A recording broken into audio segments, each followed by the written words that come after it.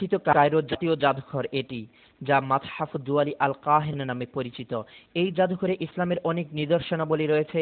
এর মধ্যে ফেরাউন লাযী আদুউল্লাহ ওয়া আদুউন নবী মূসা আলাইহিস সালাম, আল্লাহ তার নবী মূসা আলাইহিস সালামের শত্রু, নিজেকে আল্লাহ বলে দাবিদার এবং বহু নারী শিশু হত্যাকারী সেই বিখ্যাত ফেরাউনের লাশের মমি সংরক্ষিত আছে কাচের বাক্সের মধ্যে।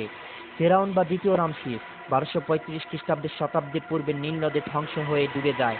সূরা আনফাল 54 নম্বর আয়াতে আল্লাহ পাকের ঘোষণা ফেরাউন সম্পর্কে। আউযু বিল্লাহি মিনাশ শাইতানির রাজীম। বিসমিল্লাহির রহমানির রহিম। كدأب آل فرعون والذين من قبلهم كذبوا بآيات ربهم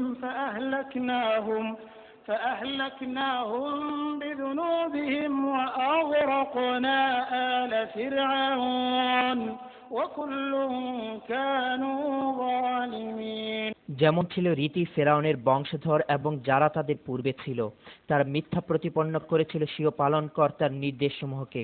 অতঃপর আমি তাদেরকে ধ্বংস করে দিয়েছি তাদের পাপের দরুন এবং ডুবিয়ে মেরেছি ফেরাউনের বংশধরদেরকে। বস্তুত এরা সবাই ছিল অত্যাচারী জালেম।